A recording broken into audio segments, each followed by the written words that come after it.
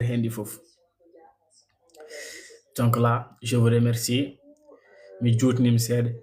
et j'envoie l'invitation à notre frère qui est déjà là.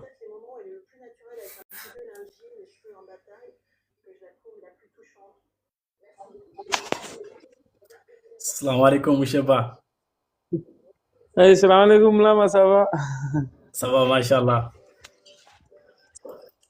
Alhamdulillah. Alhamdulillah. Badou Ramadan.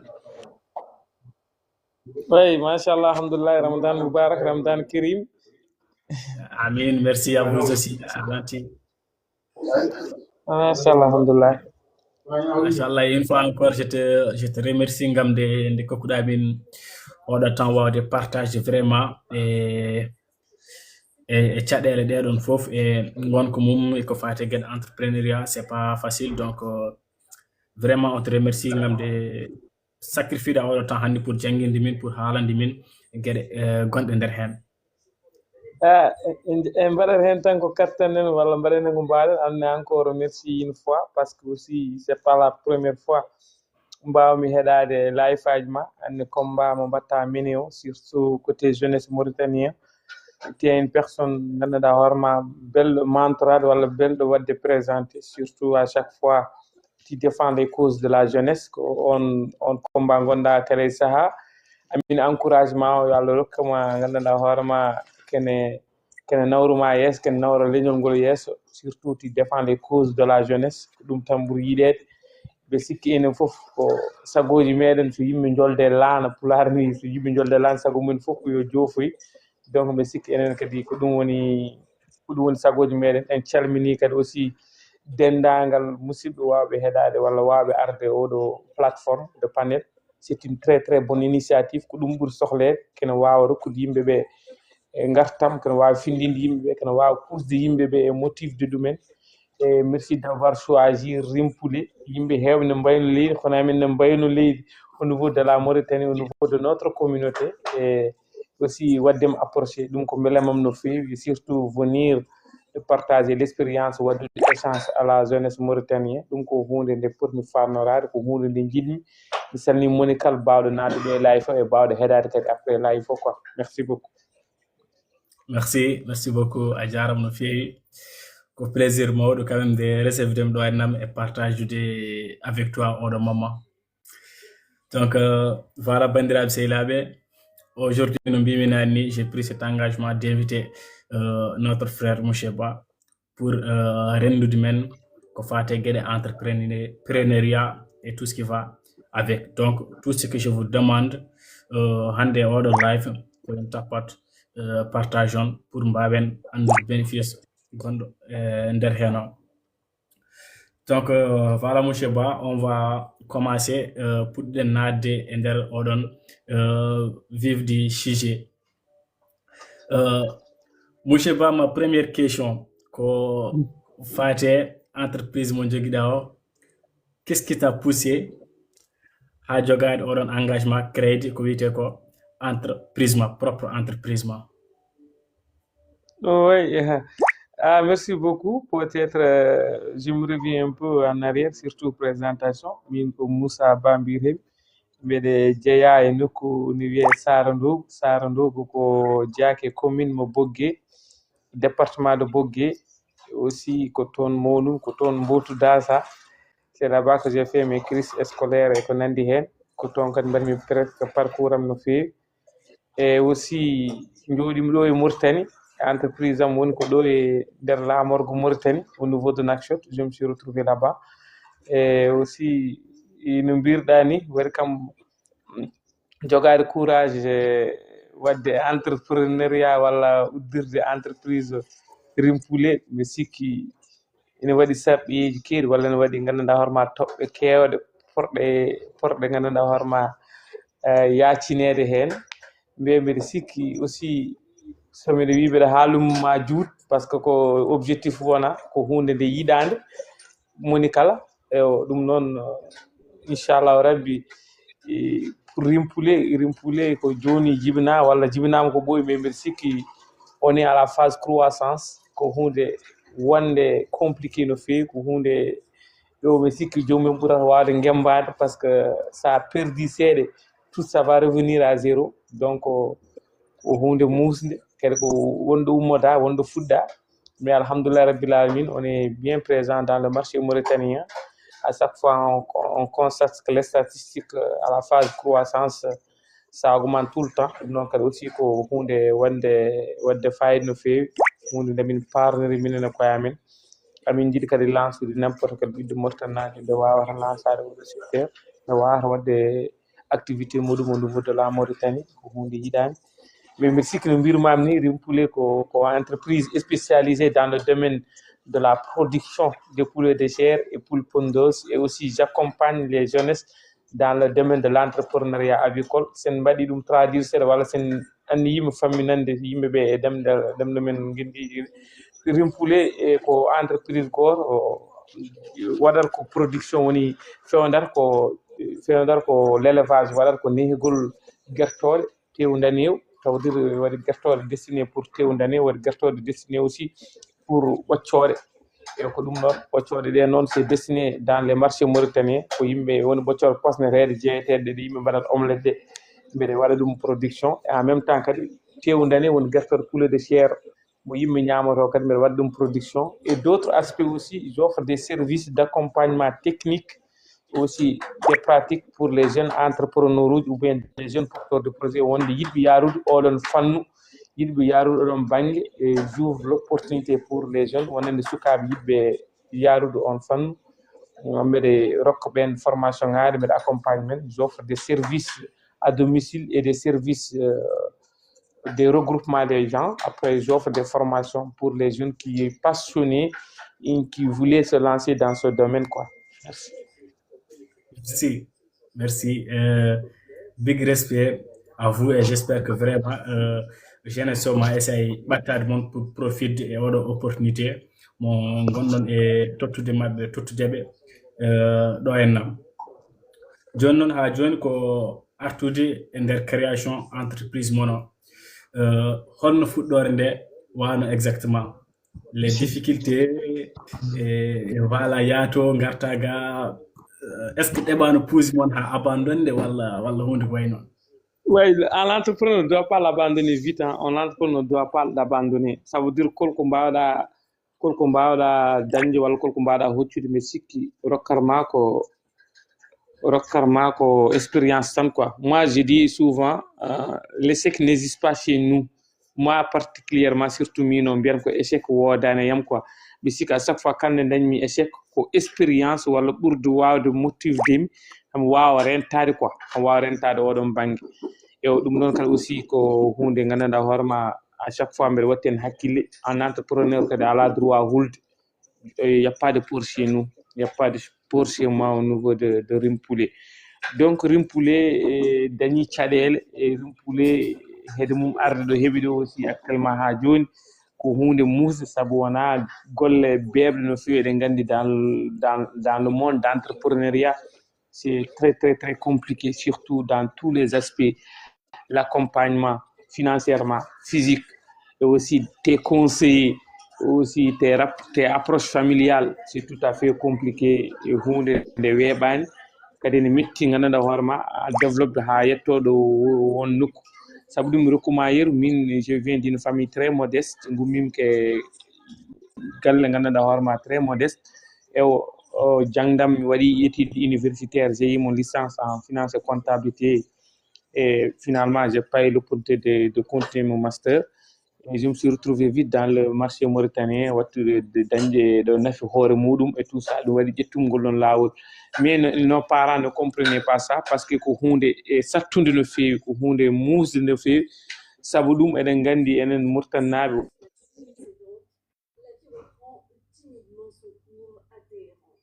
walla eɗen gandi nokkuji men ɗi wadde hen oɗon banggue wona neɗɗo jangga diplôme wona entrepreneur wona gaynako guertoɗe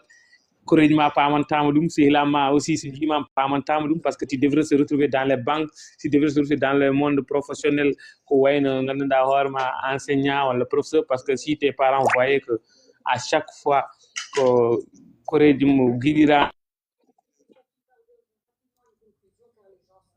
ma wala ɓe jaatonda ɓen fonctionnaire uji an aɗanno wiya ka baɗo entrepreneur aɗa naata yalta ɓe mbawa famandema ɗum quoi ne muusi no feewi min au début surtout côté famille o ne muusi no feewi par ce que on m'a poussé d'être gandanɗa hoorema recruté dans au niveau de fonction publique mais alhamdoulillahi min ko décision ko mo jaggumi o ko ɗum tan ɗum waɗi nimsa alana kam hen yappa alana kam nimsa no feewi par ce que mbeɗa andi ko jaggumi ko no tiiɗi so tawi min felliti ƴeewa ko joni alhamdoulillahi résultat fuɗɗima walla sa commencé a gandanɗa hoorema par rapport au début quoi ɗum waɗi ne waɗi gartam no feewi ɗum waɗi nimsa alana kam mi sikki kadi aussi somi continuer ni wimaɓe ɓeyda famde tikka ko jaggumi ko ko hunde tinde saabu ɗum wonde entrepreneur woni fitram golle en ɓe mbiɗumi pular de on te indépendant ko an chef hoorema ko an dirigeata ko an wonata dirigeant ko an wonata leader ko an gandanɗa hoorema te le noyau de l' structure donc ɗum ɗon ko hunde gandanɗa hoorema ko wonde fayida no feewi saabu ɗum kadi aussi de ton côté même ko fate timing hay goto dirijtama tu n'as pas de pression mais pression joguiɗa tan ko activité ma e hoorema pour la réussite mais mi sikki kay hay goto dirigeanima hay goto fawtama pression ɗum ɗon kadi ko hunde wonde fayida no feewi e o no muusi rimpule ɗum hebde ɗo heeɓi ɗo no muusi no feewi par ce que ɗum surtout aspect financement ji ɗi pour hebde hen pour hebde ɗum c'est pas évident bon il y avait de l'accompagnement auprès de l'État auprès des autres aussi on a resté ouvert pour les associés en dokki yimɓe heewɓe yiɗɓe wadde hen jawdi men walla yiɗɓe arde nadde e rimpule en dokki ngal ɗon oɗon fannu par ce que eɗen jiiɗi wuurde eɗen jiiɗi aussi les gens investis ko ɗum waɗata les entreprises aji jogade croissance wawa ñibde et ça continue à exister e ɗum ɗon kadi aussi mi sikku jaake politique walla les stratégies de rimpule e ko heddi ko goɗɗum ɗum kadi aussi ko hunde gandanɗa hoorema ça demande beaucoup de surveillance ça demande beaucoup de gestion dans le web c'est pas évident l'entrepreneuriat c'est pas facile nous on a vécu pas mal de choses on a vécu pas mal d'échecs caɗele surtout ma oɗo côté oɗo marché ko hunde mettude ko hunde sattude no feewi sa wonani prudent sa renaki a woppat ni carrément tu vas l'abandonner et moi qui vous parle on a perdu beaucoup d'argent on a perdu beaucoup de millions mais quand même Allah waɗama hen suturaji on s'est réinvesti on s'est eu le courage de revenir et on est aussi wadde rectifier les erreurs et wadde des nouvelles stratégies. Respect. Donc c'est comme woni ko mentionnomi au début ko neɗɗo wawa lançade e nder entrepreneuriat peu importe e nder business mo jiɗɗa nadde forcément yoradi haut et du bas ɗum donc il faut que la jeunesse se prépare onan yimɓe lançade e nder entrepreneuriat e gueɗe mbaɗe noon donc merci Rimpule e oɗo éclaircissement mo mbaɗɗa ɗo e namo donc en ce qui concerne question goɗɗo mo joguimi hen o hol opportunité tan mo jiiɗa walla mo keɓɗa tan ha lanceɗa direct mbiɗa ɗo là ɗo ko joni mon heure vient d'arriver. Ouais. Bon, pas mal d'opportunités, hein, pas mal d'opportunités. Bon, je peux citer plusieurs, surtout côté l'État, côté familial et côté soutien. Parce qu'alhamdoulilah, je ne regrette pas. J'avais une femme très battante aussi, très battante, une femme courageuse. Je les remercie de passage. Donc aussi, parce que je vous parle une petite anecdote, parce que j'étais employé quelque part dans le même secteur. Nous de recrutement quelque part. Je travaille avec un homme d'affaires mauritanien, c'est un Maure blanc. Bon, lorsque j'ai eu mon licence en sortant de l'université pour aller au niveau de Carrefour Oulouman, on s'est croisé hasard quoi. Quoi Allah wadi hodiru, mais si qui c'est pas hasard. Mais yarano quoi parce que mine de jida comme faut mais nyanto, mais wada braille. Bon, je suis un peu le corpulence avec le charisme quoi. Ça ira na yida ligdade o wala cikraran ko neddo mawd. Or que je viens juste terminer mes études. Bon, mais il y a entre Carrefour Oulouma et Oumad Université en Sion, homme d'affaires, mon père m'a rencontré. Bon, je parle de l'histoire d'où commencer Rimpule quoi. Je n'ai pas rencontré après ça. o yi kam tan o sikki mata o ça vient de sortir dans la banque ko ɗum mbiyatami toujours o yi kam tan o sikki ko banque jaltum walla o tan koko paani o dari noon par ce que on jour ene wuli mbeɗa yaara koyɗe quoi or min noon mi ala hay passe ummade université faade leegal men il faut je marche 2 kilomètres walla quelques mètres tan pour aller jusqu'à wulluma mi wawa dañde taxi sans o goyya o jolni kam o wi kam mata oto ma ko paani tan gonmi e jalde quoi mi oto faande mbiɗa yiɗi ɗum de ça fait partie de mes rêves après ça ndeysaan ndo yi kam nde après o mbimo min kam simple étudiant je viens de finir mes études wi kam ko mbaɗata mbimi min mbaɗa noon ko finance comptabilité parcours gestion des entreprises nde kalmi mo entreprise o tan il est intéressé par mo l'entreprise là o welti hen o wi kam en tout cas félicitations e holko mbatta holko envisage mbi min mi sélectionnaka master mbeɗen ɗo jooɗi bon mi andani quoi joni noon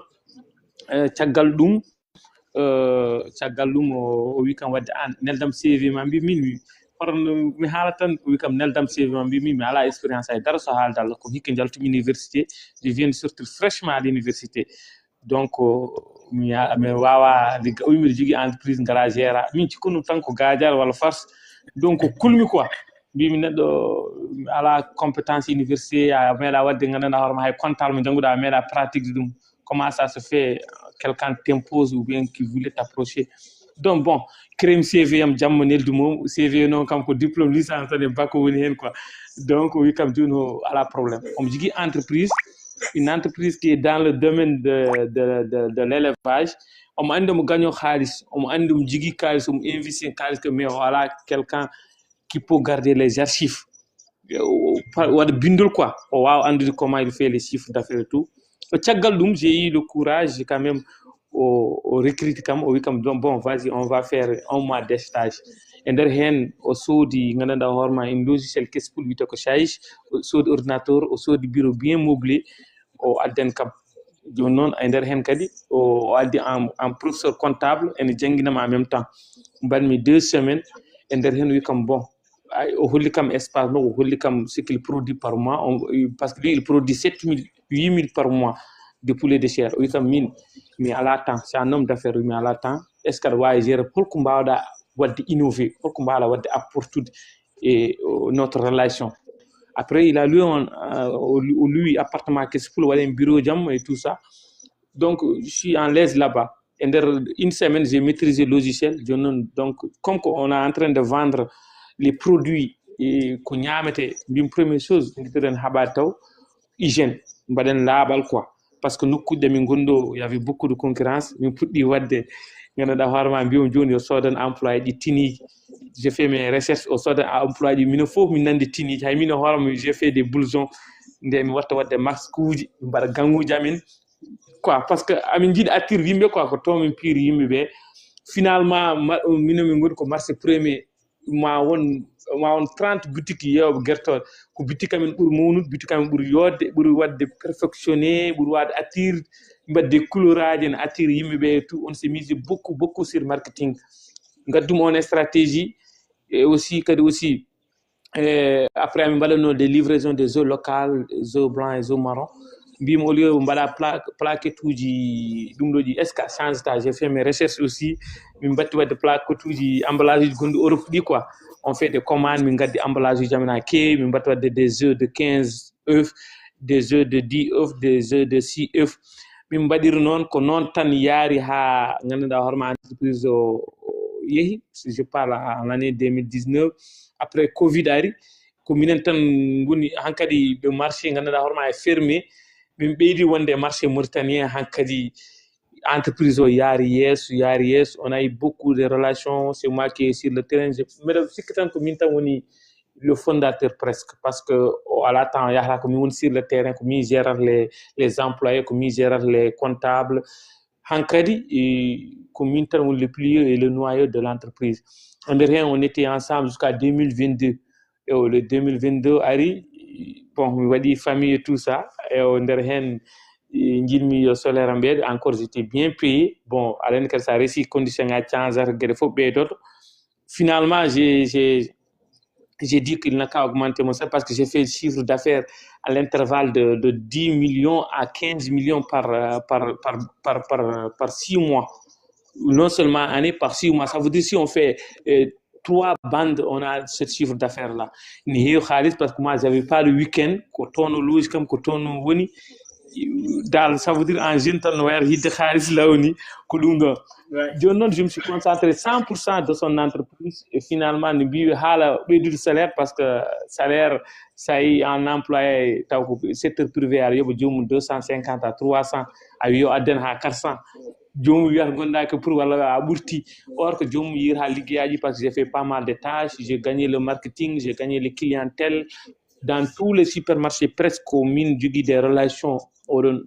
commune noyau commune créateur des relations commune négociate des prix et tout ça et derrière mbimi be na wonte hara et tout ça au sali ha woni mine aussi mbimi jetta baga sam je dois aller et changer quand même pourquoi pas mbimi première chose qu'on balan mom do ko parce que wala temps hay entreprise c'est moi qui a amené son entreprise jusqu'à là il a refusé d'augmenter le salaire kadi mous mi ala week-end kadi hankadi mi resi guedde change il voulait pas quand même mais au salim bedul min aussi j'ai quitté l'entreprise bim ko wala ko min je peux le faire moi-même ko don jogim courage et tiusal wawde tafde wala wonanda horma wala wawde créer en entreprise après cette décision alhamdoulilah je ne regrette pas c'est ma femme qui m'a poussé quand même d'avoir le courage tari sam woppi alen yimbe pamata ala hebo do salaire sa woppi ni musi encore debbo ma so wadi mam soutenir tan a jogor courage no fewi parce que hunde musde wala hunde wande compliqué no fewi et derhen quand même la première chose que c'est madame qui a investi pour Rimpoulé et je ne regrette pas c'est une grande fierté ko jom soudam idi wadde ngandande pudim créer de Rimpoulé ko konko idi wadde hen jawdi mo il a mis son argent j'ai débuté à 200 poulets de chair et actuellement Rimpoulé produit 4000 à 3000 poulets de chair par mois. Ça veut dire qu'on ne regrette pas. Et encore, je suis dans le domaine de commercialisation des œufs. Ça veut dire que je ne regrette pas à ça parce que je démissionné de comme salaire. Mais j'ai eu le courage, sinon, madame, je peux prendre des décisions mais avec ses motivations, avec ses forces et aussi comme courage. Et derrière, j'ai débuté à 200. J'étais à la période de Nicaragua. L'État a mis en place des fonds pour les PME. Et moi, je suis le bénéficiaire. Là, des financements pour débuter les PME parce que déjà, on est bien structuré. Et au début, j'étais en secteur informel. Ça veut dire des fois, pour avoir des financements, il faut être formel. Et on s'est inscrit, j'ai eu l'opportunité d'avoir les récépissés et les droits d'avoir une entreprise. Et derrière, je commence à avoir des fonds auprès de l'État, PME. J'étais financé. Encore, j'ai investi au niveau de Rimpoulé. Ça, c'est une opportunité pour moi. Ça, c'est le deuxième financement parce que le premier financement, c'est ma femme d'abord qui m'a financé de 200 poulets. Donc, le deuxième financement, j'ai commencé et j'ai produit 1000 poulets. Et le troisième financement, j'étais l'un des bénéficiaires. Mon projet, mon avenir, c'est des projets de l'État aussi. Et ça, c'est la troisième opportunité. Mais ce n'est pas facile parce que aussi, ces financements-là, ça a les procédures, ça si tu n'étais pas capacité de défendre tes projets ou bien d'avoir des informations, tes projets, de maîtriser, tu ne peux pas avoir cette opportunité-là. Moi aussi, je suis l'un des bénéficiaires de mon projet Mon Avenir, édition 2024. Et aussi, en 2025, j'ai eu l'opportunité d'être lauréat. C'est des fonds gratuits ou bien c'est des fonds donnés pour les jeunes porteurs de projets au niveau de Hackathon Mauritanie 2025. Je suis le meilleur jeune porteur de projet et j'ai eu des financements, j'ai eu des comment dirais-je, c'est pas des financements, des prix auprès de Hackathon pour le Mauritanien. J'ai eu un financement pour alimenter des projets Yamon. Et d'autres aspects, je suis au niveau international, je suis en train de suivre même des formations et des compétitions de CEPLA. CEPLA, c'est des camps de programmes pour les jeunes leadership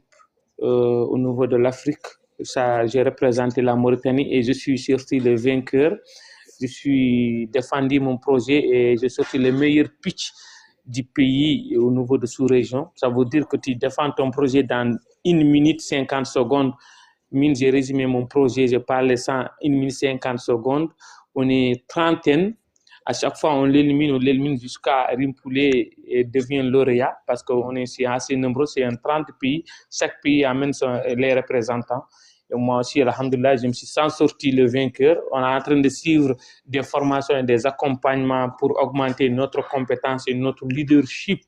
Et aussi, on a créé un très bon réseau. J'ai beaucoup de relations au niveau de l'Afrique et surtout, c'est grâce à cette opportunité, mon dernier 2025, c'est la 2025. On a des réseaux et des canaux, des relations avec des bailleurs africains, on fait des échanges tout le temps. Si ça continue comme ça, je sais que c'est un résultat très positif pour Rimpoulé. Et d'autre côté aussi, côté Nganda Horma, on est en train de chercher des opportunités au niveau des FAO parce que j'étais presque sélectionné pour mon entreprise aussi. Peut-être si Dieu Allah Djabi et tout ça. Maintenant, quand même, on étape quoi. Qui donne opportunité au nouveau. Inch'Allah. Wodi ha do joni quoi. Donc muñal sa jogono ki ciusal wala sa jogono ganduɗa hoorema pellital a wawa hebde ɗo heɓa ɗo voilà. Machallah. Machallah, monsieur Ba. Onon wonɓe lesɓe on est à 5,3 cas ɓe ñaagui mon yon ɓeydi ɗum ñoƴƴe écran ji ɗi e binde less. Félicitations et respect à monsieur Ba et mes salutations à madame aussi. Machallah, biɗa andi hande ene saɗi hande jeune vraiment jirnotoɗo en nam mo yiɗa hebde debbo baɗono makko ni darade sutinorowo ni en nam joom galle mum. C'est un honneur vraiment. On est fier d'elle et on est fier de toi aussi. Donc avant que den jammo woɗɗi, avant que den arrête, donc on saha ngamde nde naɗɗa hen nde keɓɗon financement nde kalduɗon kawruɗon pour lancer le financement, le début exactement pour darnude entreprise o, quelles sont les difficultés exactement, les difficultés précises mo keɓɗon hen ko fate hebde récépissé en ko fate vraiment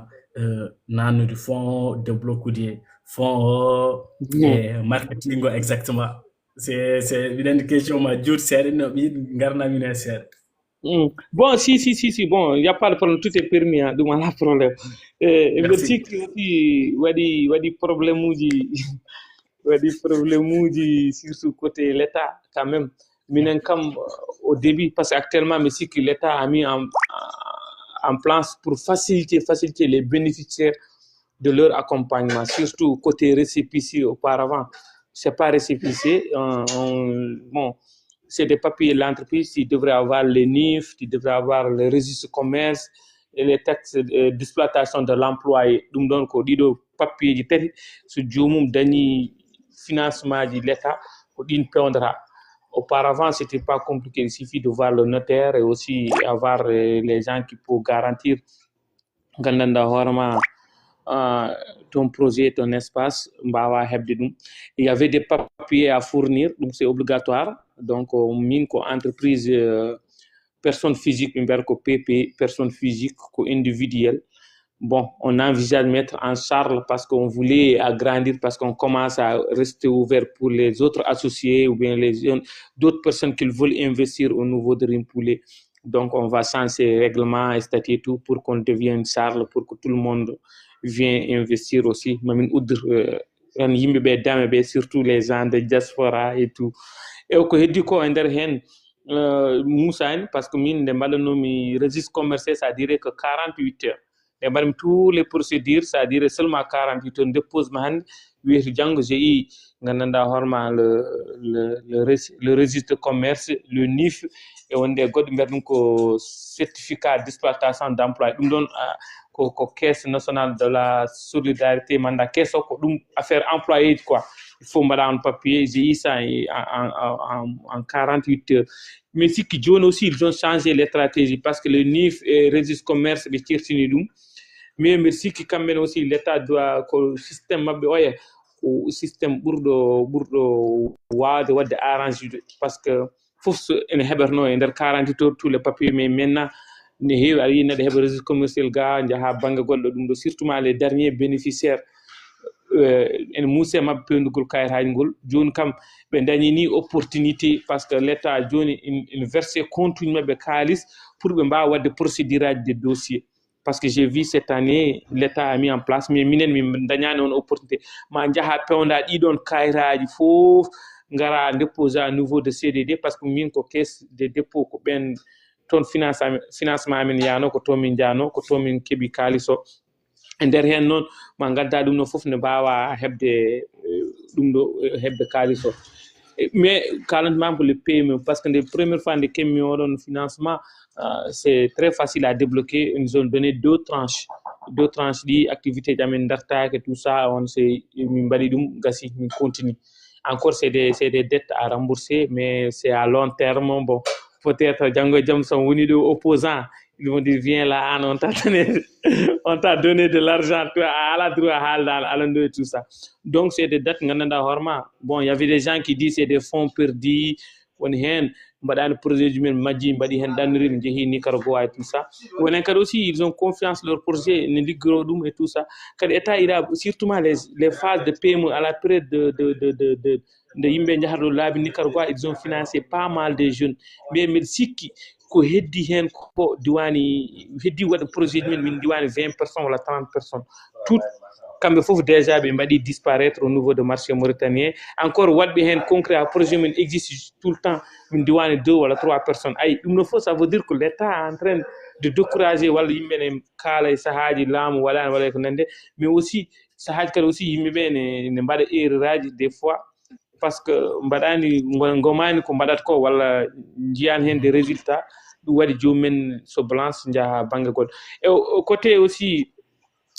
financement ji mon projet mon avenir ko ɗon woni probléme parce que nde min keeɓi financement on j'ai mis de contact avec les gens de CAPEC ko c'est du pagage c'est du n'importe quoi minen mi réclami ɗum. Il y avait des gandanɗa hoorema ɗo min mbaɗi plaidoyer min kaɓi ɗum ɗon hamin kam seɓori seeɗa parce que wonɓe homɓe ne waɗi mafia ne waɗi makko on comprenait même pas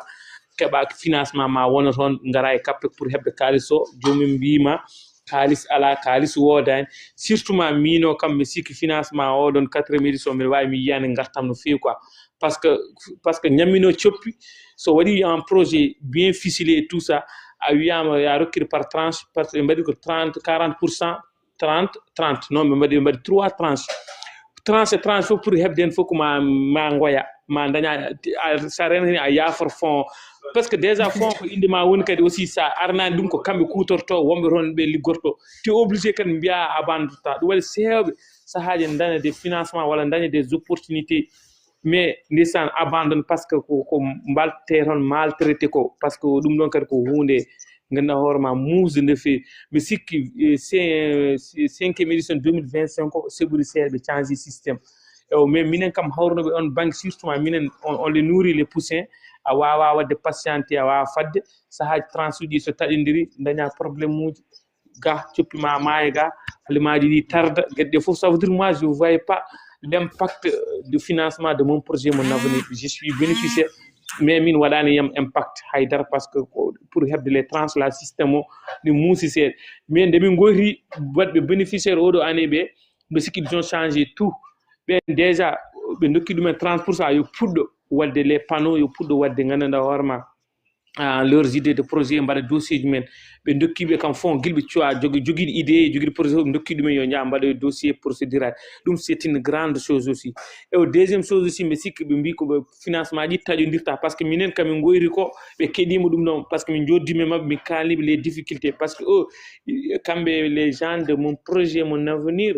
aɓe jogui gandanɗa hoorema nécessité wiyete ko Wadaat Amal ɓen superviseur ɓen ƴewata ko woodi sur le terrain ko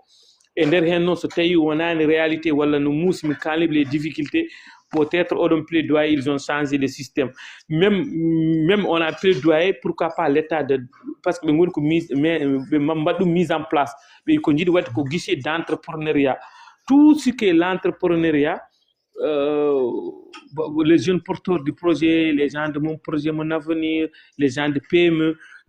une guichet unique suffit seulement pour les entrepreneurs. Au niveau des pays sous-région, comme le Maroc, comme le Sénégal et d'autres pays, et Tunisie, comme nous même badar, taw guichet ngana da ko entrepreneur du Mauritanie fof ko ton badar potar ko ton kalar le programme ko ton deglar germe mais do wadum sarade en mousse ils ont mis des contacts avec ngana da horma des capec il y a pas de règlement ni metti yetto yimbe mettu mbawa akir ko hunde c'était très compliqué au niveau de CAPEC. Mais si comme ça m'a dit mise en place au guichet unique, tu peux faire les entrepreneurs papier, financement, accompagnement, nous avons opportunité nganda horma ma wadan min en l'aise nous les entrepreneurs même ba wad plaidoyer même ba ard ojun pour wad accès de régler un problème ko faire l'entrepreneuriat surtout l'entrepreneuriat local au niveau de la Mauritanie c'est tout à fait difficile à wad plaidoyer à andir mo jewtita on a quelqu'un qui est très axé au niveau du ministère de la Jeunesse ou du ministère de la Jeunesse et de l'utilisation des jeunes mais du ministre de l'Emploi et tout ça. Mais ça me dit guichet unique, ça veut dire qu'ils ont tous les licitation, un procureur, quelqu'un qui est délégué au ministère de l'Emploi, ministère de l'Élevage, ministère de l'Agriculture. Tout le monde a des canaux, le jogi chalele mawa art wadde hen plaidoyer dum non ko hunde modjer no fi tawde guichet destiné uniquement pour les entrepreneurs parce que les pays sous région ont commencé à faire pourquoi pas et bien calme ha jinde mbala no mise en place dum non kar ko opportunité sambadi dum don be sikki di don opportunité kam gonno mi yewrude par rapport à ça quoi voilà merci merci c'est très clair et j'espère que vraiment heretobe ma naftor dum kadi mbawa famde vraiment circuit o e tiwoji gondi nder hende donc avant eden arrête jimmi andude hande ko hol impact exactement mo jogi don e nder marché o ok sûrement vous avez des concurrents merci que vous avez des concurrents ouais, moi je dis que y a pas de concurrence chez moi surtout ma gère weldini moi, je voulais quand même créer une fédération des éleveurs, surtout des gens qui sont dans le domaine de volaillerie. Ça fait partie de mes objectifs pour minen entrepreneur local, de gertore, de bocciore, tout ça. Nous donne me opportunité. Il y a des concurrences, mais il n'y a pas une forte impact. Haïdoum gondo de concurrent, on ne peut pas être son concurrent Mimbawa parce que lui il produit des millions. C'est des structures que j'ai dit là, c'est un homme d'affaires mauritanien, il produit beaucoup. On produit nos feux, il produit des millions, il crée beaucoup de poulets par mois. Minen Mimbawa de concurrence du mok. Ça veut dire minen comme wombe intermédiaire, les gens qui sont à l'intervalle de 1000 à 2000, 4000 poulets. Minen kam semin dañi yaaje do marché parce qu'on n'arrive pas à écouler notre produit. Alors comme ça veut dire il y avait une forte demande minen kam jigi ko hewani fi hay zeydi labdin ballon production on bango hewani parce que wa couvre marché Mauritanie fof do yimbe saani pourquoi poulet importé dartintaaki mi poulet importé so dartinama do de enen kam producteur uji e malam mais si somebody no ma yimbe fo mbattu wadde produit ma marché wad opportunité kadi aussi pourquoi be mbawa dartinu parce que sikil kam de gagnoto e addobe conteneur uji ɗi ben bur waade rokkude kalis état par rapport e minen producteur uji tokosbe be et par rapport producteur uji modi ngalado comme par exemple jedi labdi tay konkom jigino d'autres personnes wala naye mo xono mo naye njo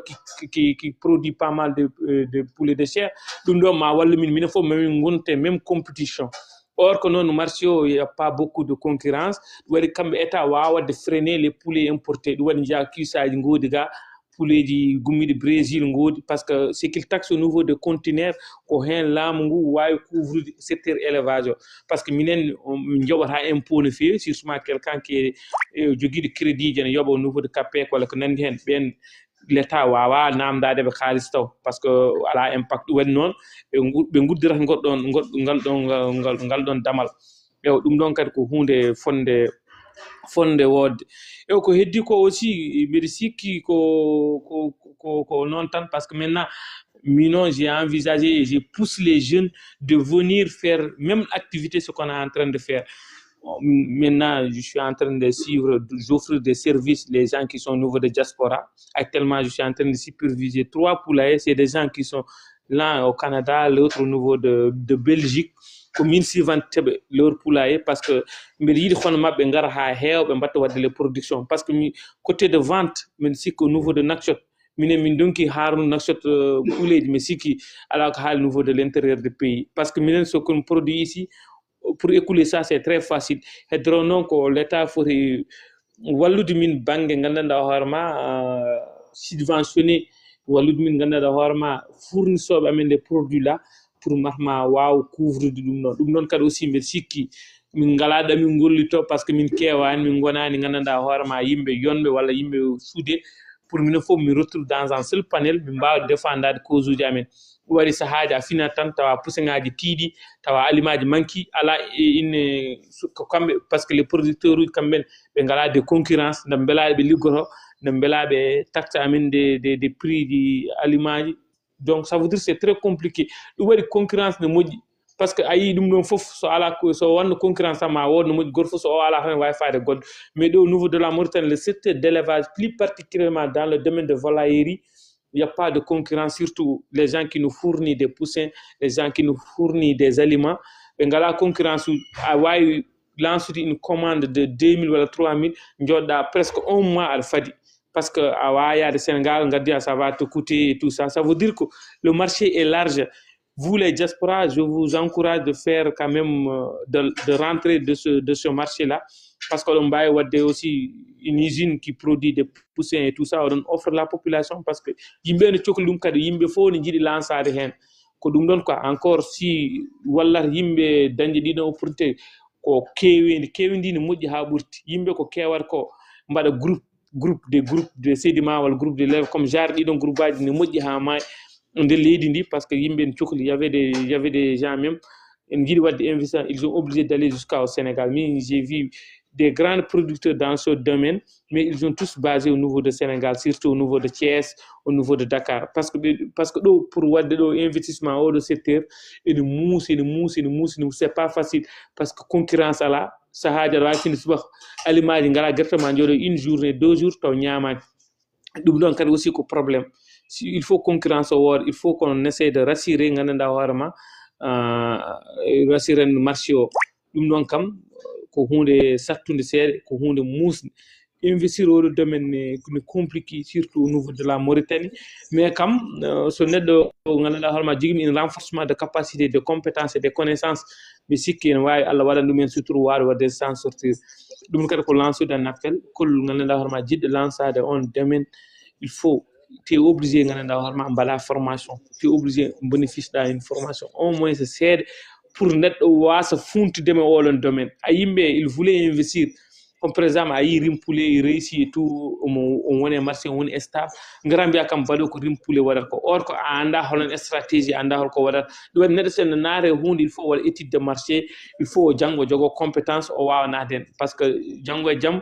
o wasa funtede hen o waɗa investigation ngaji makko oɗon domaine ko ɗum ɗon quoi mbiɗa sikki ko hunde fornde waade noon quoi ko noon ɗum foti yaarude voilà. Machallah donc actuellement presque marché o ko Salomon alhamdulillah e ɗum ɗon kay ko garta e mon de ngam oɗon jawo écoulde produit mon donc si j'ai bien compris onon hande distribution mon o haaɗi tan koye secteur Nouakchott walla ko un peu partout e nder Mauritanie question yeah. Ouais, min comme plus particulièrement rimpoulet, moi je suis basé au niveau de Nouakchott.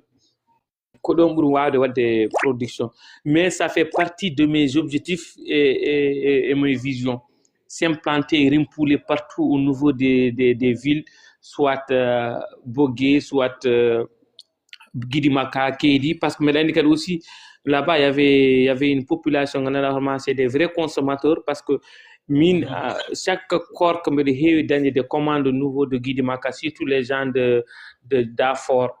Mais du coup, client ko korka araf mi an korka ande tayi kam comme programme tar kam ça va se compliquer korka araf mi prépare non konko ya yoy wuruma ko on période tan o way arde quoi ça veut dire imagine toi si tu es en entreprise qui est au niveau de Sel Babi on va arde on bénéfice notre de corrigement que tout ça quoi ça fait partie de nos objectifs amindi d'implanter partout au niveau de la Mauritanie on a besoin aussi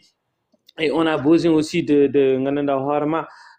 de créer notre propre l'aliment parce que ce qui nous coûte ici au niveau dans ce domaine c'est l'aliment, ça coûte extrêmement très cher pour nous ne tiidi no feewi kadi aussi pour waade yaltude tan c'est tout à fait compliqué rimpule so watti waɗande horum aliment ji no beliran fof mbiɗa wawi yeeru gertogal hay gertogal temedde joyi mbiɗa wawi yeede ɗum waɗi noon ɗum waɗi tiiɗi seeɗa aliment c'est un peu coûteux poussière c'est un peu coûteux donc ça veut dire que somin mbawno waɗande hen une partie de notre production au niveau de matières primaires. En tout cas, ça va nous arranger quand même. Ma coût aussi. Or, on s'est basé avec des fournisseurs, on a aussi pris des tirs. Il faut qu'on ait un très bon gestionnaire, avoir des très bons comptables, et avoir aussi des écritures comptables très respectées avant qu'il y ait une bande de poulets. Il faut y avoir gagnade hen quoi mais quand même inchallah rabbi dum wadi minena min jidi yewde uddir hande les gananda horma les gens de diaspora les bailleurs de fonds les gens qui veulent investir chez nous pour gananda horma min bawa une usine de production ou bien acheter des machines de production on essaie de faire notre propre aliment parce que maintenant moi j'ai fait un renforcement de capacité pour faire les aliments de bétail minena min jidi on ngal don gandal mi sikki ran ko moyen ngaji di gonko ngala on bange kam so régli be sukki heddi ko fof mami jogo courage implanter de nouveau de marché mauritanien 100% surtout au niveau de l'intérieur du pays be ande ko hunde nde yimbe be jidi quoi ça fait partie de nos objectifs et notre vision et créer aussi beaucoup d'emplois parce que secteur bas de créer des emplois qui nous fait ils sont passionnés de ça quoi ça dénie des gens qui sont passionnés de ça parce que merci que pour moi déjà ils ont déjà commencé à faire leur projet les gens qui au niveau de diaspora implanté parce que bien comme formé comme superviseur je suis leur technicien j'ai déjà implanté à peu près 4 à 5 personnes au niveau de la Mauritanie, bien comme une forme de domaine, comme il y avait des gens qui voulaient investir dans ce domaine, comme une superviseur, mon technicien, ils ont commencé à implanter là-bas. Et bien aussi, ils ont commencé leur propre projet. Donc voilà, pour voir des impacts. Merci, très clair. Et donc voilà, notre frère Ba gardine odon entreprise bitodo Rimpoulet. Nous avons appel wonande ɓeɗon yimɓe wonde partenariat ji e oɗon entreprise mabɓe pour encore pouvoir plus développer et oɗon marché vraiment ça montre que marché mabɓe o entreprise mabɓe o en waɗi gartam et je crois que je vois pas de risque vraiment de collaborer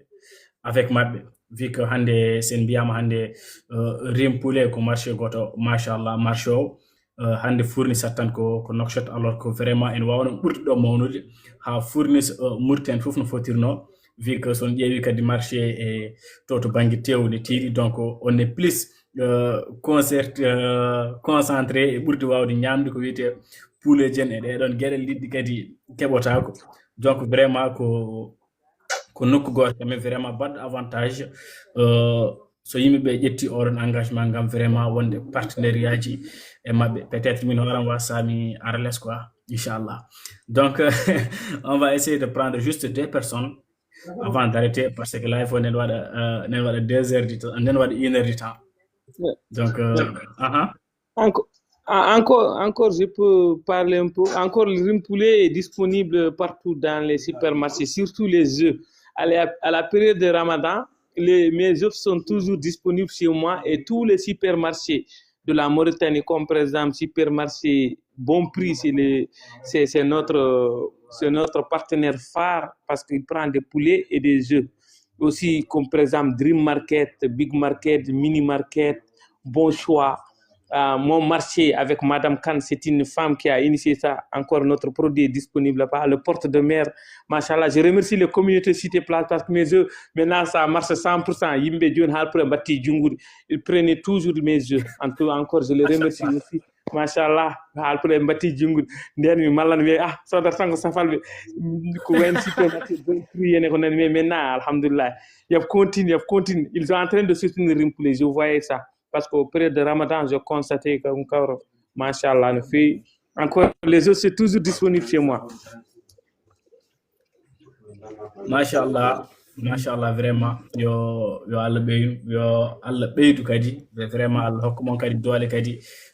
yañude marché o par ce que vraiment min jiiɗi jehon ha jettoɗon e surtout e nder secteur amen minen gayennamo kadi donc assalamu aleykum Mouhtar Sy. Aleykum salam wa rahmatullah. C'est vrai bon mais boy mi arti la waɗi mais je crois que vraiment jari ɗum. D'abord, vraiment remercier l'initiative, l'audace qui a créé la société. J'ai dit, franchement, chapeau à vous, franchement. Parce que déjà, au milieu Kulbini, secteur avicole, il y a un risque. Tu peux investir des millions, maladie à la fouf. Tu recommences. Oui, ça c'est autre chose. Nani hal mok découragé jaake vocabulaire mok et dum do sa neni kala dum andu ko entrepreneur machallah tout début est difficile o rewi don hande kam o darima machallah joni heddi tan ko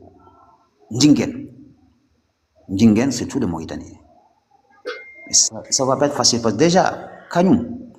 le poulet importé, qu'on fléau bondo. Et puis, je guide un clic de commerce. Min hande so mi yiɗi nanude poulet importé, nata. Même so mi rewi fouf. Déjà, parce que hol commerçant jogui ɗum, den jogui circuit o goɗɗo wa nadde hen, a tammini hoorema. En mbawa wonde Mauritanie enen mbiyen ñaamo poulet gumi Brésil. C'est paradoxal. Alors qu'il y a des Mauritaniens, des jeunes Mauritaniens déterminés, wonɓe ɗo waɗeɓe poulet halal. Mo rowani glace mo waɗani haydara ɓattiɗe men gonken soodu ɗum. Kon poulet men so poulet moko so jaruno 5000 sah enen poti nangude hen jaggen hen aw daro ko haalan comme ɗo gilo ko haala ɗo fof mimi ça me renvoie à Babacar Ngom de la Sédima. C'est quelqu'un qui est parti de rien, absolument de rien, mais conviction, détermination. Ou andi, dum do hokko hunde. Nedo ngatat. Et dum do, je crois en ça. Enen foni ngandi histoire Diallo Pitch. Diallo Pitch ne naati culli yimɓe gonno jalde, hoddi moko mo julfo gonno o kanga. O ala ko yesna culli. Oui, ho watti soida nebi terrain ji. Donc donc pour ne pas franchement jeune vraiment je t'encourage dans les commentaires on a des gori al fond retour mara concours ENA bon je respecte son opinion mais ay hande kala liggini noddo dañan sagom neddo wona pat hore mum américain ya neddo ligo tan finar démission créer sa propre entreprise dum woni patron. Lui, Inch'Allah, il va créer des chaînes. Il va employer des jeunes. Distribution, Inch'Allah, il va assurer ça. Mais je n'ai rien. C'est sous son contrôle. Parce que nous sommes jangi hundi. Mais je n'ai rien à dire.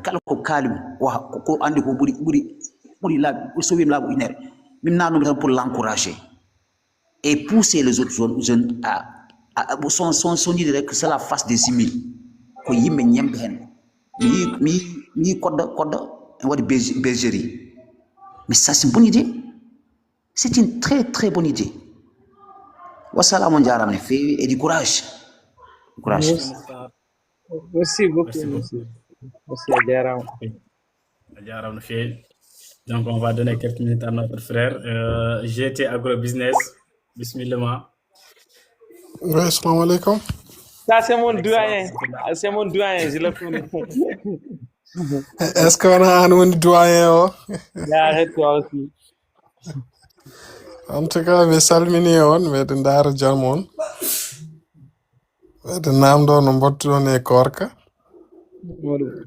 Ça va, alhamdulillah. Alhamdulillah. En tout cas, c'est un réel plaisir. Oh, ton nati fof, bon, so me tawi me woni en ligne tan, il faut que mi nata parce que c'est une référence, hein, quoi qu'on puisse dire. Il est très modeste, mais c'est une référence. On a partagé beaucoup de choses ensemble. Hein. Arrête, c'est parti. Non, c'est une référence et je suis vraiment fier de voir un jeune réussir. C'est vraiment une fierté. C'est très encourageant. Ça veut dire qu'on peut le faire jusque-là quand il a s'y maintenir et que ça donne les jeunes parce qu'il est parti de rien. Mine de rien, ça fait pas longtemps qu'on s'est connus, mais comme de son courage, de son dévouement, et de son vouloir faire. Surtout, il partage. Ce qui m'a marqué chez lui, c'est une personne qui partage. Parce qu'il fait des formations et qu'on partage. Parce que de formation. Parce que je suis dans le milieu, je connais formation et gauche. C'est très pénible de moyens, surtout effort physique mo jomum wadata hen personnel ou intellectuel. Donc ɗum fof so neɗɗo waɗi hay so taxi par personne des dizaines de mille voire des centaines de mille neɗɗo wawa yobde. Donc ɗum ɗon kadi ko jokkere endam et vraiment ko soutien envers les jeunes. Donc et min aussi je suis un jeune comme tout le monde, j'essaie de participer no mbawirmi mais min kam je suis taw ko Allah tan c'est vraiment une référence. Kanko e wadɓe nanɗo ce sont des références e waabiniɓe so ballama tan wodat no way parce que ɓe ƴettani gueɗe ɗe tan ɓe kanni ɗum e koye mabɓe. Il essaie d'élargir ko surtout ko ɗum ɗon kañum la réussite c'est pas xaalis o yimɓe ɗum nanguide réussite mais la réussite c'est l'impact que tu fais autour de toi. C'est ce que j'appelle la réussite. Ko impact mo batta e yimɓe ɓe. Parce que l'élevage, certes, mais c'est pas juste pour les éleveurs. Passionnés, on a un consommateur, on a un transformateur, on a un. Donc, c'est toute une chaîne. Et l'élevage, il faut qu'on se le dise, qu'au secteur gauche, qui ne cesse de grandir. Parce que c'est un secteur à une demande quotidienne. Chaque jour yimɓe ɓe ne cohli ko elefte ko so woni ko gertogal ngal ko ɓoccode mum ko hay ɗum ɗo même les fientes déchets gertoɗe les gens le transforment en compost. Donc hay goto foto funti men élevage et agriculture ko ɗum woni l'avenir. Les bureaux c'est bien et beau kono élevage et agriculture à la retraite et puis à la kadi des regrets ko gartam ɓolam woni hen parce que ko hunde mo gandanɗa c'est infini. Élevage et agriculture haaɗi tan to aduna o jogori haadde ɗo. Sinon c'est une chose mo gandanɗa yimɓe poti wattude hakkille no fewi. Et puis la Mauritanie c'est une terre inexploitée côté élevage et agriculture haydara suwa waɗede ɗo. Et il y a une autre chose, faut pas toujours dire que mbeɗa mi fadi e ko gagnmi haalde ko état. Il faut commencer par ses propres moyens. Il faut qu'on se le dise. État. Avant de demander ce que le pays a fait pour toi, demande-toi qu'est-ce que tu as fait pour ton pays. Ce pays, c'est à la jeunesse, c'est à sa population de la faire avancer et non le contraire. Une petite engagement de victimisation, on est toujours dans la défensive, on se victimise trop. Non, non, pas de état, commence par tes propres moyens. Start from the bottom. On commence par ses propres moyens tuudu sa nangi hen tan arat comme biyat ko ɓoggol saɗa fooɗa so ngal toƴani tan ngol yettoto. Donc voilà tout ce que je voulais quand même participer et je vous remercie. Ce genre de panel, c'est très important. Et je félicite aussi notre frère. C'est vraiment quelqu'un de vraiment extraordinaire. Il est en train d'abattre un boulot vraiment passionnant. Machallah, machallah, wallah. Tu es notre référence. Merci beaucoup, mon doyen. C'est mon doyen qui est là, là-bas. Respect à lui. Merci doyen. Bon, Merci mais beaucoup. ce qu'il a haaliɗo hunde ɓurde wonde important surtout côté wiide no fade laamu nde. En tout cas min aussi moi c'est que je lance toujours un appel bien vrai enen fof eɗen mbawi eɗen jiiɗi liggadade laamu won hen ko ɗum tan c'est destiné à faire ça. Enen aussi yo woor ko yimɓe ɓe mbawi nafde koye mum pour eux-mêmes quoi avec tes propres projets. Neɗɗo wawi jooɗat fof yo jogo un projet de vie et aussi un projet gandanɗa hoorema surtout jaaɗa ha duɗal jaaɓi ha artirde enen mbiyata université.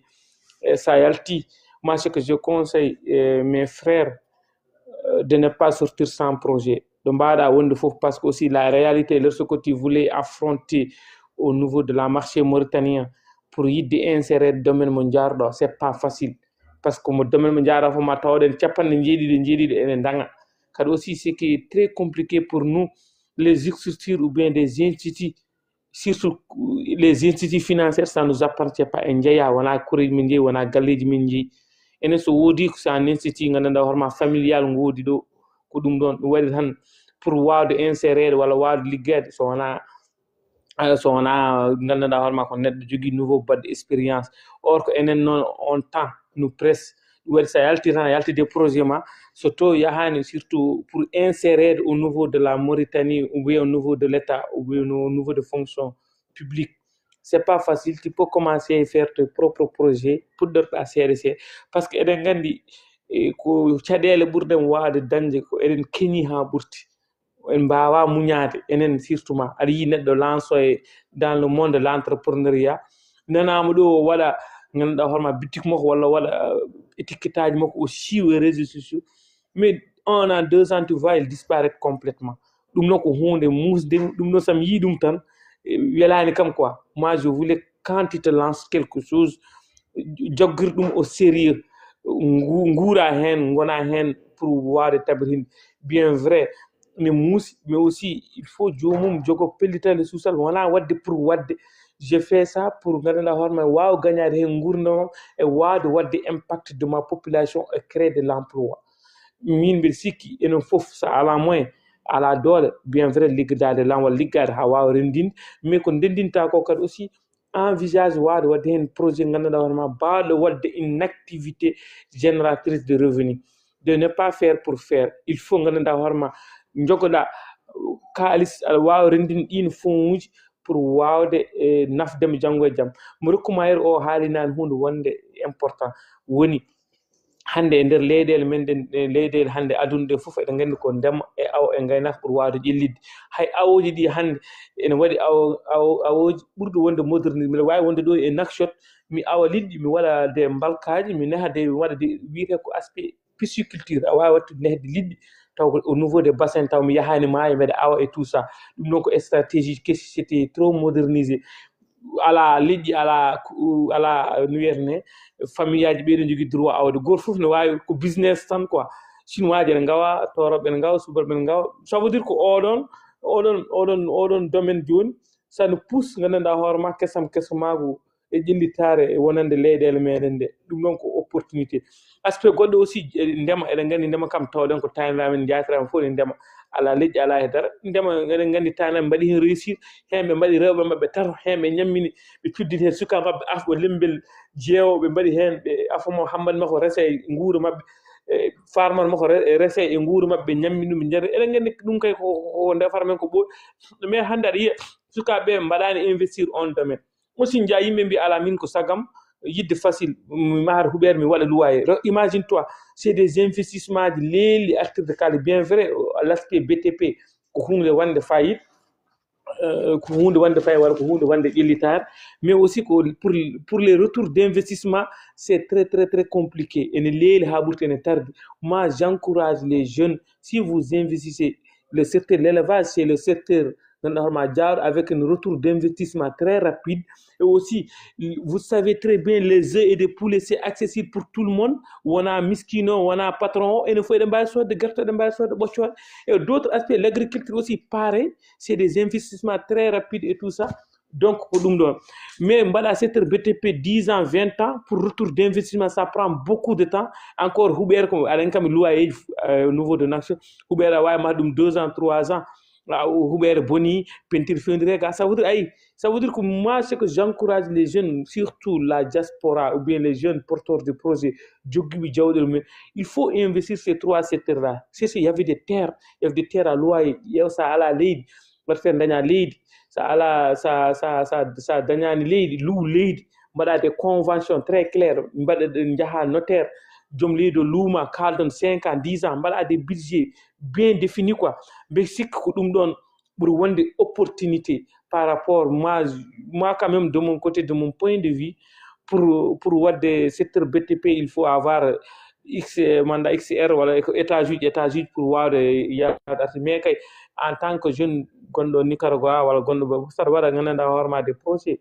il faut focaliser ces 3 projets là ƴeew gonandom pour et mbawa wadde des activités, parce que hande pour écouler les produits c'est très facile. En jii hande au niveau de la Mauritanie secteur gandanɗa hoorema l'agriculture de pastèque ça marche 100%. ko marsal leydi Ross ko ne wawi marsude Magame, ne wawi marsude Sehil Babi, et on a vu le jeune Adama Ba ce qu'il est en train de faire au niveau de Sehil Babi. C'est vraiment encourageant, c'est un modèle, c'est un mentor aussi. Ɗum noon rokki men leçon-ngaji en jii d'autres jeunes uji aussi wonɓe dans le secteur de bergerie moderne. Ɗum no fof ko opportunité, par ce que ɓen gueɗe tan marchata heddoro ko yimɓe jaɓa wadde hen fond mumen mbasa rewde une système gandanɗa hoorema très classique. Il y avait des systèmes modernisés, faire des engraissements. Moi je voyais même des gens qui sont dans le au niveau de la Mauritanie, les gens qui sont au niveau des humanitaires, au niveau de Baskoun, au niveau de Nema. Moi, je vois les gens en train d'entreprendre en même temps.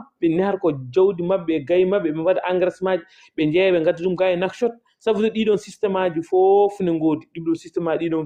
opportunité bawde jellide e bawde nawrude nokku men o yes. Min ce que je conseille aussi yimɓeɓe yo gandanɗa hoorema yo jogo on courage e oɗon aspect par jeunesse o yo fillita hankadi enen fof participer en développement pays o, hayso bien vrai pays no muusi gurdam ɗam ne muusi. Enen kadi aussi yen gon fellitɓe yo wot ko jarani men seeɗa par rapport à ça. So laamu ari tawti men hen waɗi hen jungmum bisimil, so tawrani men kam enen kam hay goto wawa wonde esclavage meɗen, hay goto wawa halfude meɗen, parce que neɗɗo so joguima liberté tan ko jogui liberté gurdam. So neɗɗo so joguima liberté, surtout liberté ko bawɗo ñammide hoore mum, bawɗo yarninde hoore mum, bawɗo créande hoore mum mo dépendaki e neɗɗo goɗɗo. Ɗum noon ça veut dire ko il faut so jomum joguima ɗeɗon gueɗe tan article uji gone ma hay goto tampintama. Ko heddi ko noon tan aduna ko ɓeydi change ude, aduna koko change, gurnumeje ko ɓeydi sattude, mais aussi ko wasiyade tan une partie quoi. Et je reste à l'écoute, je reste ouvert par rapport à tes questions tawini aɗa jogui ɗum. Merci à notre frère Ba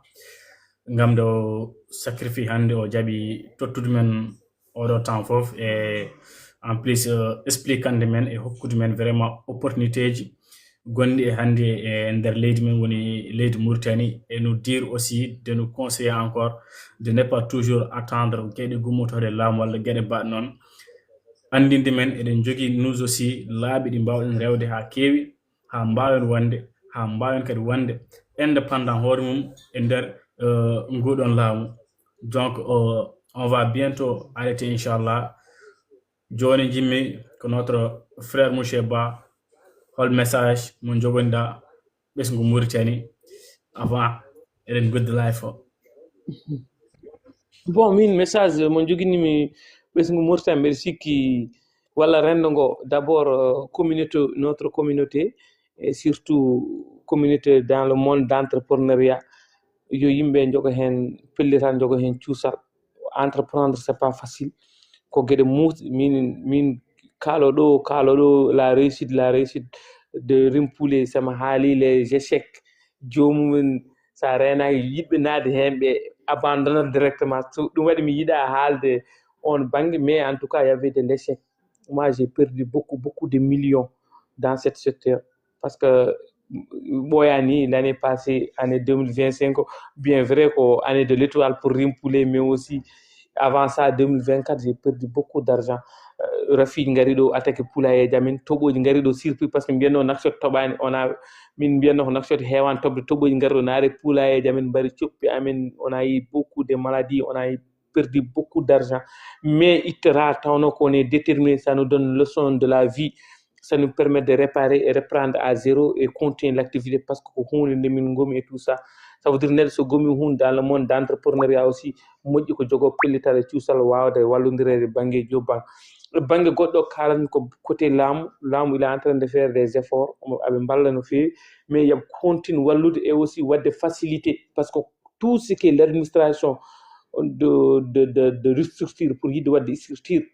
eɓen mbaɗa tous les moyens surtout le monde gandanɗa hoorema digital ono wayi webde ni joni eɗen gandi aɗa wawi créer de l'entreprise ma en ligne ma anda soɗo gandi hade métier tu peux créer ton propre l'entreprise so yiɗi gona diaspora so ɗo mbaɗa wonde aduna o foof sa ala temps yaade au niveau de guichet unique au niveau de Nakshot tu peux faire ton entreprise en ligne yo yimɓe kadi yo jogo on information jogo ngoɗon humput tu peux créer ton propre entreprise toute en ligne ça veut dire il y avait une application qu'on appelle Hadmeti ça veut dire tu peux faire tous les procédures pour voir des entreprises haysa wonane murtanka daniɗa yikkere entreprise au niveau de Nakshot tu peux le faire et aussi laamu ngu ɓeydo facilitande yimɓe ɓe on banggue aussi financement ji garoji ɗi pour destiner à la jeunesse mauritanienne ɓe totta ɗum jomumen hakke mumen ɓe mbaɗa no poti wadde ni eɗen gandi Tejguil il est en train de faire bon je suis pas là pour faire le publicité mais aussi Tejguil il est en train de faire ganduɗa hoorema gueɗe baɗɗe fayida mais heddoro ko yimɓe ɓe je l'encourage tout le monde de s'inscrire au niveau de panel Tejguil surtout les diplômés chômeurs joɗiɓe tan faites votre CV là-bas toujours il y avait des opportunités parce que hankadi même ko yimɓe mbasoto au niveau de bêta koko arata ko bêta ƴettata ko seeɗa cetti ko parce que des fois même le bêta il postule des certains postes taw déjà ɓen ƴettama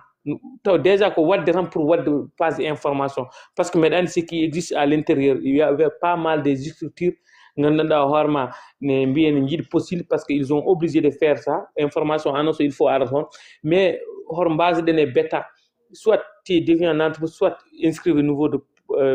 ɗum ɗo Tejguil parce que l'information a guiɗorade ko faye recrutement au niveau de l'état hande ko plateforme Tejguil au niveau de Tejguil il faut s'inscrire là déposer votre CV là-bas à chaque fois aɓe dokka opportunité ko fata on banggue même hay stage so tawi a ronki dañde aɓe mbawa waldema stage rémunéré comme par exemple min hande sam fini au nouveau Tejguil mi somi sokkoli stagiaire hayso ko 4 walla 5 je peux le faire ko kamɓe joɓata ɗiɗon stagiaire uji lewru foof il suffit de venir chez Rimpoulé e wadde on opportunité mbiɗa udiran yimɓe kadi kol jiɗɗo wadde stage au niveau de Rimpoulé on reste ouvert inchallah wawi arde jangga je peux même faire le dossier des procédures auprès de Tejguil pour jomum wawa wadde stage au niveau de Rimpoulé en même temps ne jogui ɗum ɗo stage rémunéré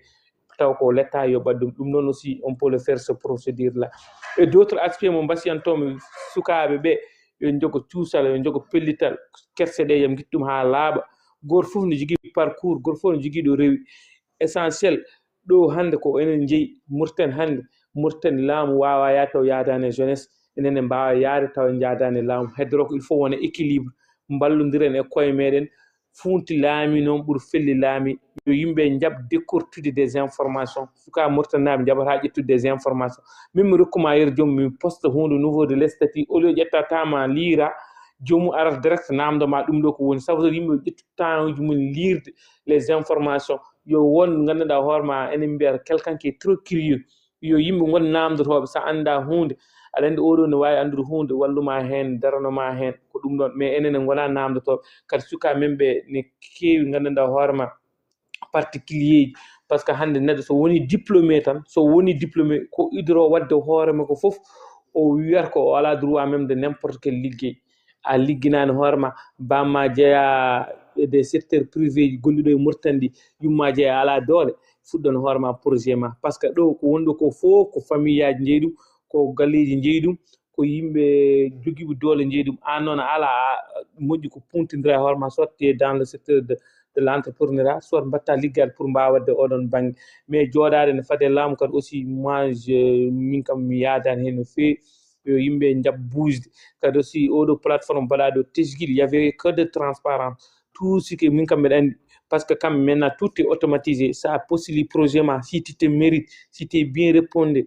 wallahi ɓe kaɗatama wadde ɓe kaɗatama on banggue par ce que hankkadi ala jomumen corrige tout est automatique ko sa répondima tan no feewi tu as une forte chance d'être sélectionné soit mon projet mon avenir soit PME ɗum noon kadi aussi hay sa sélectionné a mbawi gardude ton projet ma tout moment ɓe repêche ma ɓe gadduma pour mbawa dañde ɗiɗon opportunité hewɓe ganduɗa noon sa wi jomum yo naar tan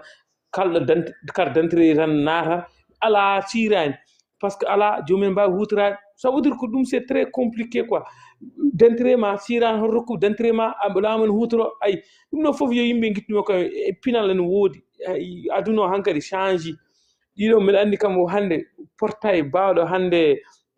rokkude yimɓe opportunité pour wawde liggade e laamu walla d'être employé quelque part yimɓe inscrive tesguiɗe te diplômé chômeur te a yalti hay même stage aɓe dokka yimɓe jaa inscrive dans ce panel chaque fois tu vas recevoir des notifications information parce que hande foof ko toon ɓe mbaɗa mais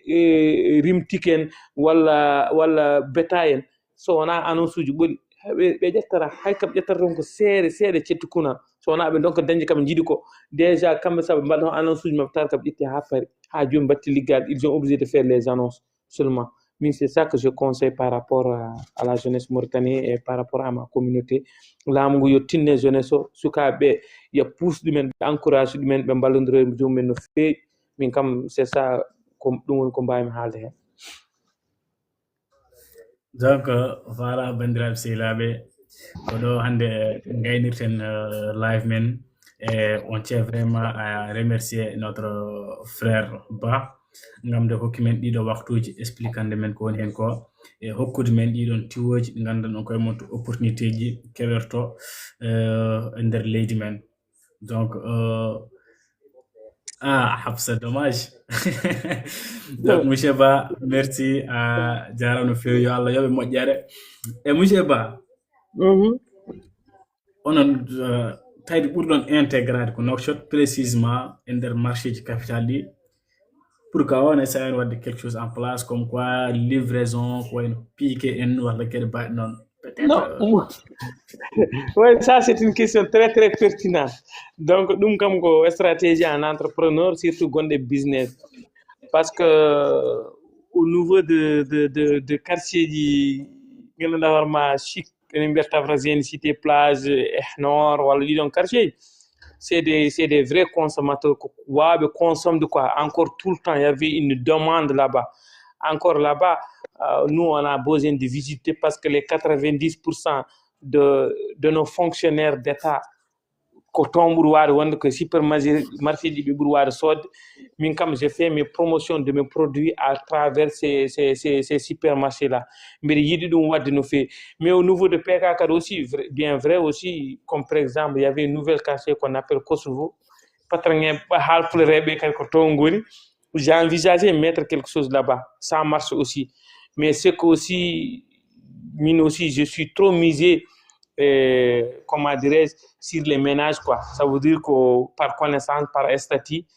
pour les gens de Haalpulaar ko ɓen ɓe jogimi mes communautés là ko ɓen jogimi contact kuuji mumen ko toon dañirtumi opportunité mbiɗa waɗa délivré surtout y avait des familles hande Mauritanie ala fof mo ñamata gartoɗe mais au niveau d'autres communautés ji goɗɗi ɗi mi ala so wona mise dans les supermarchés comme par exemple mes œufs et des poulets ko toon tan ɓuri wawde wonde ko nandi hen mais au niveau de PK kadi aussi machallah nan toon mais kam aussi tawno les œufs kamɓe mbiyata ɓoccode maɗa e rimpule ne tiiɗi wiye ça c'est des œufs locaux ɗum c'est ko ɗo ɓoccina jonjoni jibina jonjoni mi addama dans les marchés mbi ala ɓoccode mara ko ɓuuri webde tout ça wi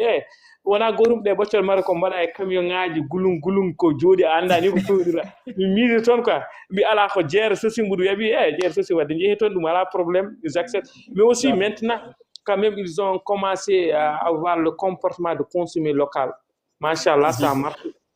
joni kam mi joguimi opportunité consomme de local sa famminima tan aɗa faama surtout ça haalni gertoɗe ko frais mbaɗa des commentaires parce que yimɓe il faut communiquer il faut les gens essayer de faire le marketing ça compte beaucoup min sa ari ɗo a wi joni a ɓoccode maroc tout ça gaddantama tan ko verre am 2 verre arkelen so mi heeɗi ɓoccode maroc ɗe tu vas voir c'est pas la même chose par rapport mes jeux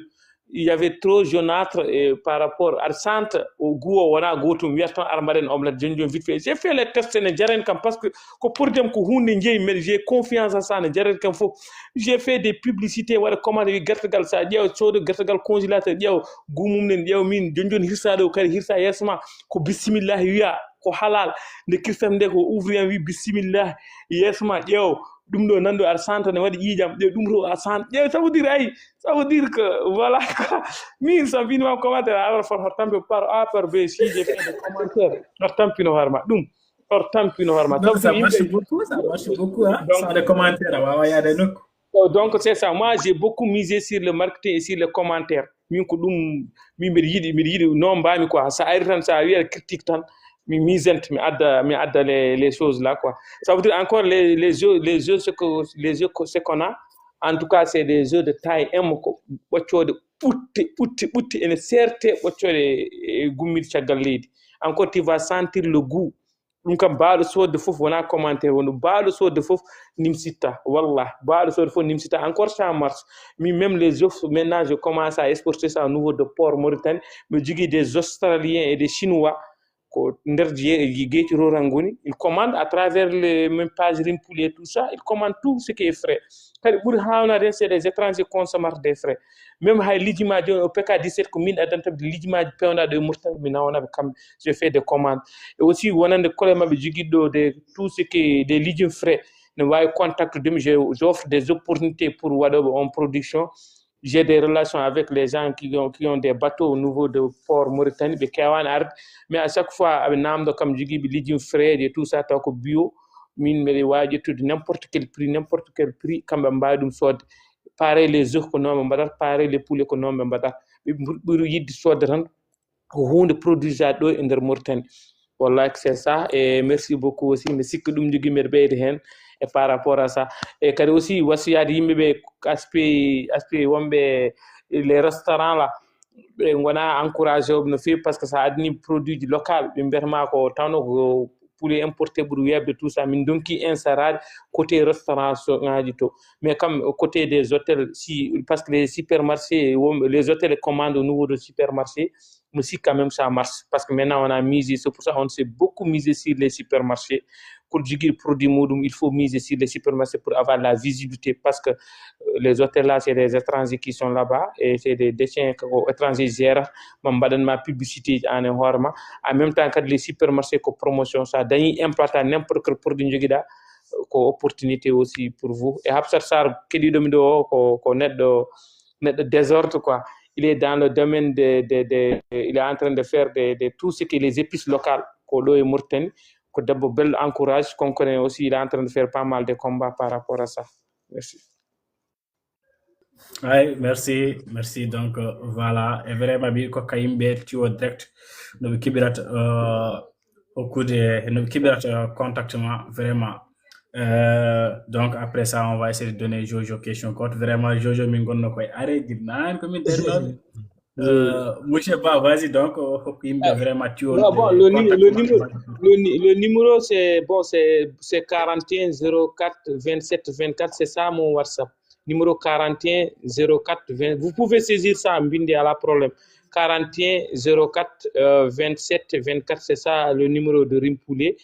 Si vous avez des questions ou vous voulez se lancer dans ce domaine, vous avez besoin de formations, des informations, dum hay problème gor ala je suis prêt à répondre parce que min woni onon gon mino aussi aspect goddo aussi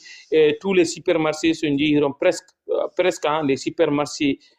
sont jihiron namdim boccode Rimpoulet mon dañdum ton dum non kar ko opportunité pour vous hay problème gor ala hen voilà min mbaɗo jogui question ngaji par ce que an garɗa ko wadde publicité panel amen publicité panel amen min faut me pose ma question ngaji non avec plaisir ça va Jojo Ba o khayr marhaba khayr mi salminima mon frère minen kan question ngam premier o est ce que a waɗino askal guertoɗe population parce que yimɓe ɓen mbaɗanno social est ce que a waɗi social Non, moi, je suis toujours dans le social. Donc, il y a là un problème. ala jabi tan gara ala na mentane korka ka est-ce que wadi social par rapport à la population et est-ce que wadi distribution Moi, j'ai des mahadras. Chaque année, je l'accompagne surtout au début de Ramadan. Moi, j'ai des mahadras qui sont là. Mais Dandi aussi, et au niveau de PK, pas mal de marabouts que j'ai approchés à chaque fois. Je fais ça tout le temps. Donc, il y a là un problème. Aussi, mais si quand les gens me disent, mais ça, quoi, bochon. Voilà. Quand les gens me disent, waouh, ça, quoi, bochon. Nous sommes publics ok question ngam goddo par rapport e gertode tampinode de balle population anon den yande joginda hen holyon Voilà, c'est une très bonne question. Voilà. Holyon réponse joginda hen et qu'est-ce qui a fait ça et tout ça en fait. Ouais, dum don ko yimbe be mi dum lama e minen parses karawas e lama minen ad xebi amen mais minen jigi question ngaj wadu yamen goto hokka men pose question ngaj amen lama an yaw andi so wana bonen jidda joni ala problème no foti yimbe nana mbadi demande mbima mi question goto nguddu micro am gaccit mami live joni ala problème lama merci ko pose question balde do yimbe perturbé de bal minen min tuli par rapport à ça parce que minen min jaake éleveur uji local bon surtout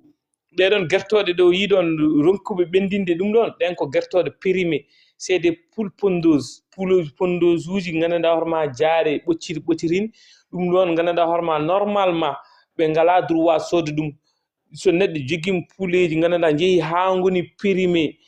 tewme natti moƴƴude normalement o foti ko égorjude ɗum o ase gaska o duppa ɗum o wasa tuttude population consomme or ko aussi des certains producteurs uji ne mbaɗa so pari ɓe boynata guerte ɓe jeeya guertegal temeɗe jeegom ɓe gara noon e jeeya guertegal ngal ene ɓuttiɗe ene mooli par ce que ɗen wona guertode gandanɗa hoorema destiné à consommer sirani gui parce que déjà c'est trop chimique parce que les poules pondeuses koko mbaɗa pikkiraji koko mbaɗa n'importe quoi pour wawde wadde survie parce que les poules pondeuses ça dure seulement 2 ans so waɗi production ha timmi duuɓi ɗiɗi hankadi ngal waɗi périmé soit mais grand onno gertugal wurdirat kadi wona périmé min famen ɗum ça c'est des poules pondeuses wona mbiyan ko poules pondeuses waɗi gertode ɓoccinoje ɓoccode ɗe jiiɗa caɗele garɗe ɗo ñanden e nder marché mo tan neɗɗo goto wima mi soodi gertegal mi ronki yangal ɓendigal way kono lastique ni et tout ça ɗum wona gertode poulet de chair ɗamin mbaɗata produire ɗum ko gertode poule pondeuse joni aɗa keewi e marché he par ce que ɗe natti wade produit il produit des œufs maintenant natti produise haydara ɗum waɗi jiiɗa ɗe gertode ɗe ɗon ɗe mbaɗa e marché aɓe jeeyi ɗum par ce que ɓe coodata e producteur uji ko très facile ɓen déjà ko porno duppude ko porno warde dokki ɗum population ñaam fotani ñamede par ce que ko des produits chimiques koko waɗi périmé sirani ñamde ga e hoore muɗum tade ni haaɗe ni ɓe gandanɗa hoorema ronki ɓennude ɓe ñama yoɓe jettuɗum des fois en waɗi des impacts jaa joomumen daña des boutonneji daña des caɗele l'année passée won ñamnoɓe hen ni dañi des problèmes par ce que tellement gertoɗe ko mbaɗa produit ha watti vari sirani quoi ça veut dire ko ɗum jiɗmi haalandema wona poulet de chair ɗe jiiɗa gertoɗe ñandende ko des poulets pondeuses gonɗon natti ɓoccinde tout ça joni noon jomumen olli o duppa ɗum gaddi ɗum e marché jeeyi ɗum yimɓeɓe kañum tawno ko yiɗɓe moy seeɗa yi gertoɗe ɓutte mawɗe tan ko jarata ko 1500 jeeyi coodoy hay sa waɗe gaz ma ay jomum mbi min mbaɗe gaz 2 heures temps mi dunki yo ɓendu par ce que ko natti wadde sirani ñamde ni ɗum ko wona gertoɗe poulet de chair ça c'est des poules pondeuses c'est des poulets exportés ou importés ɗum ko pouleji gonɗe ɗo wona importé wona exporté gertoɗe ɗe ko ɗo neha depuis aɗa goni coppi ɗen ko ɓoccoɗe tan jibinata joni noon ɓoccoɗe noon gertoɗe ɗe ɗon ɓoccinode leur durée de vie ça arrête à 2 ans so sa ni ha timmi duuɓi ɗiɗi ɗe dokkatma ko ɓoccode so jeehi noon hankkadi so nayi ɗe dañi dose ɗe nattata hay ɓoccinde ɗe ɓoccinta joni noon aɗa yi gertoɗe taw ko ɓutte taw ko mawɗe cikka ko gertoɗe men Fouta ɗe tout ça c'est des pondeuses rouges walla pondeuse blanc taw aɗa jogui poids et tout ça mais koko waɗi périmé quoi ça veut dire hay sa defi tew mum ko ƴaggata walla ɓendata ɗum waɗi noon jiiɗa ko mbimami ko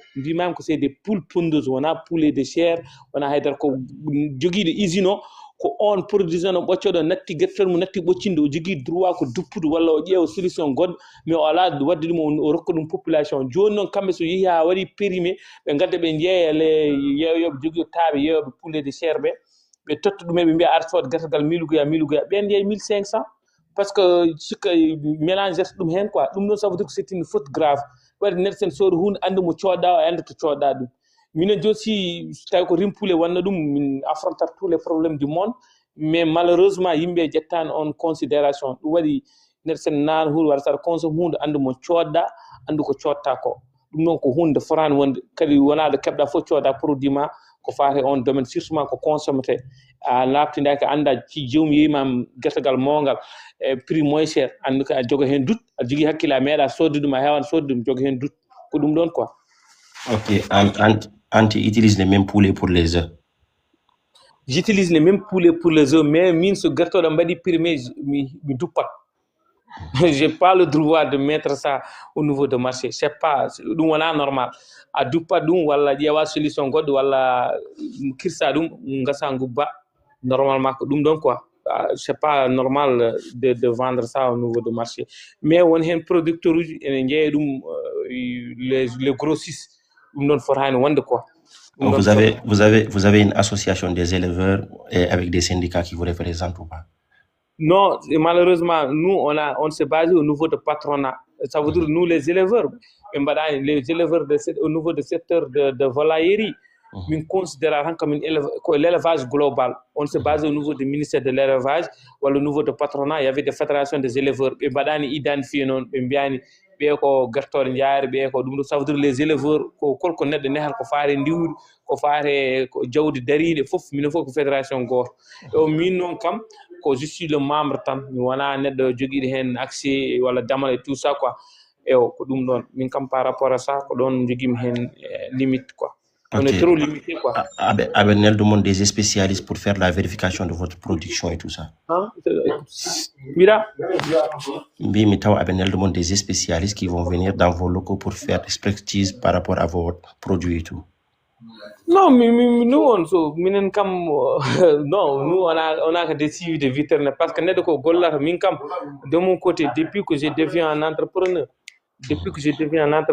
dans cet aspect-là, moi, je respecte les normes et les suivis vétérinaires. On est obligé de faire ça. Et tout ce qui est consommé local, mais surtout dans l'aspect de volaillerie, de poulet de chair,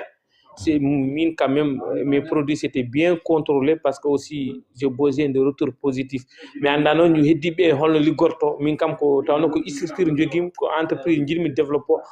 On va prendre tous les mesures de précoce pour ne pas affronter des problèmes. Ouais, nous, on est obligé de respecter les règles d'hygiène, on est obligé de respecter les règles sanitaires par rapport à tout ça. Donc, obligatoire, on a des suivis vétérinaires et tout qui nous donnent des conseils par rapport à ça. Ok, moi, c'est Junat parce que question a jamais et puis question a jamais hulbini, match jaharan, cher. Non, moi je suis prêt à répondre n'importe quelle question. Tu as gandal kari aussi tami wawa kari aussi mbiyam tan kam andana dum. Non, acuma parce que poddo waynade, acuma. Non,